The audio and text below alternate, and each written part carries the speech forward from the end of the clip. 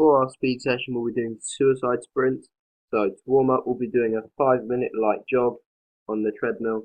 Then we'll be doing some stretches such as opening and closing the gate and lunges. We'll focus on stretching out George's quadriceps, hamstring and calf muscles. So in the speed session, George has to do some short sprints. These will replicate the short sprints when he is chasing down an attacker or breaking through the defence in rugby. So George will start by doing a 10-metre sprint and then walking back to where he started. As soon as he gets back, he'll be doing a 20-metre sprint, then walking back to the start. As soon as he gets back to the start, he'll be doing a 30-metre sprint and then walking back slowly. And lastly, George will be walking back to the start, and then as soon as he gets back to the start, he'll be doing a 50-metre sprint where he finishes. So we'll do this 3 times. This replicates the short sprints in rugby where he's chasing people down or running away from someone. The second activity will be interval sprints. This will consist of George sprinting over a distance of 20 metres and having a 20-second walking back rest to the start. When he reaches the start and it's been 20 seconds, he will sprint straight off again, and then he'll repeat this 6 times. We're doing this because playing fullback, George will find himself sprinting up the pitch when the team attack and then walking back when the team are being put under pressure from the other team. So for the cool down, George will be doing a 3-minute spin on the spin bike, which will release the tension in his legs. Then we'll make sure his legs are fully stretched out using the foam roller, as this really does release the tension well and will prevent any injury. So our week 4 program. So as you can see here, we're having a rest day on Tuesday. So this is therefore to overload in the next week, where we'll be doing 3 sessions instead of 2 or 1. So this will really just help George then find the next week easier and he won't struggle as much. So Thursday we're doing speed training. We'll be looking at technique and some resistance sprints. So to warm up, George will be doing 30-metre sprints, working at an intensity of 18 on the Borg scale. We'll do 6 of these, and then we'll do some leg stretches. So the leg stretches we want to stretch out his calves, hamstrings and quadriceps, and then we'll move on to doing some dynamic stretches such as lunges, kick throughs and high knees. So this session will consist of working more on correcting George's technique. So when I was watching George in his rugby match, I noticed his arms were not in a linear position when he was running. They were swinging side to side. So the correction for this would be to run with your arms as narrow as possible. Then also we need to correct his toes. So his toes need to be pointing up to an extent, so your heels are driving into the floor to get as much power as possible. So we will do an exercise first where I support George's shoulders and he has to sprint towards me, pushing me backwards, pushing his heels into the floor. This will really then correct his technique and help him to run faster in the future. So after this, we'll then move on to resistance sprints. So this will be using a parachute. So it'll be strapped to his back. He'll have to do 30, 40 and 50-metre sprints. He'll be doing 5 reps on each distance, working as fast as he can. So this will as well help correct George's technique with his arm movement. We'll make sure he has his arms in a linear position to his body, and this will therefore help him run faster in the future if we can improve his technique.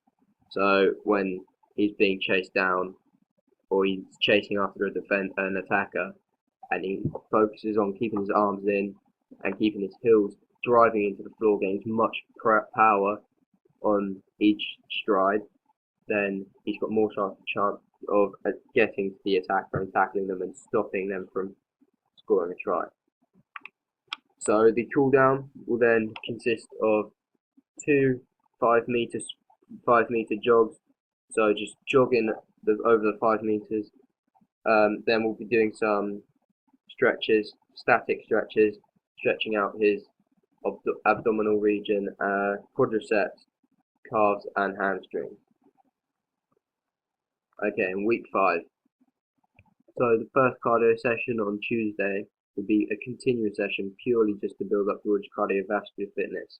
The warm-up will consist of a 10-minute spin on the spin bike at a low intensity, 13 on the ball scale, and then stretching out his legs using dynamic stretches such as high knees, heel flick, open the gate, and lunges.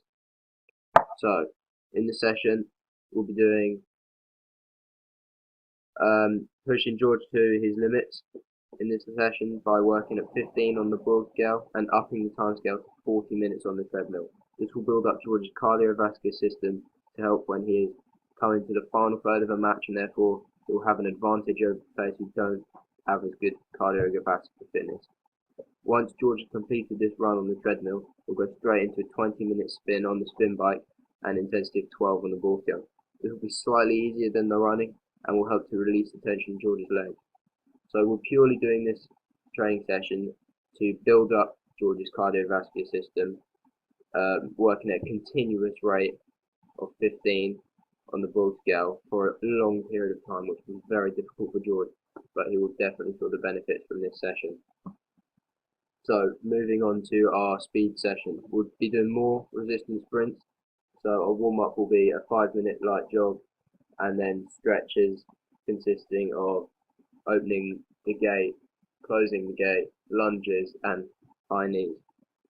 So we'll be using the parachute, doing a 30, then 40 and then 50-meter sprint, doing 6 reps on each distance. George will have a 2-minute rest in between each sprint.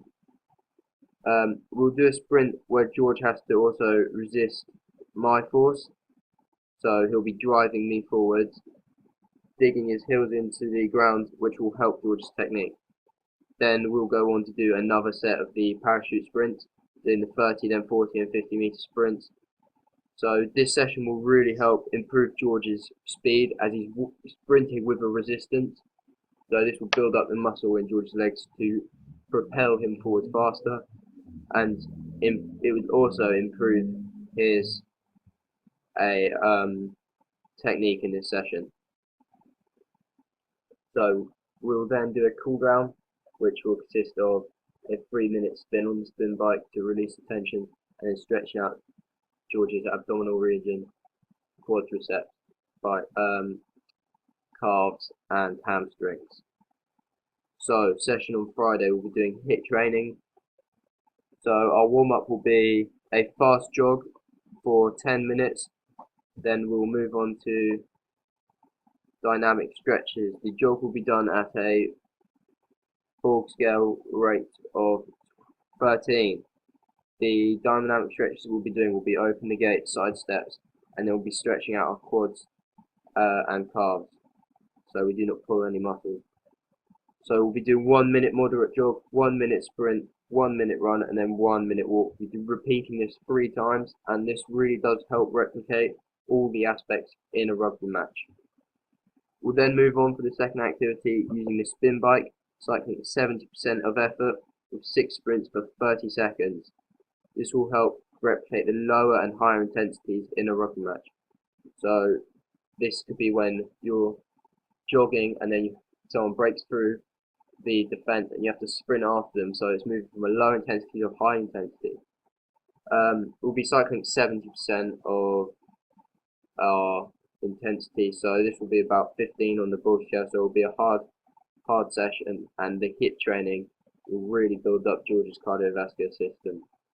So as I said, this will be to replicate the different aspects of the rugby game, so going from jogging to sprinting, and then the first HIIT training involves jogging, sprinting, walking and running.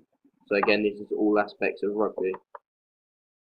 So to cool down, we'll be doing a very lightweight squat to release tension.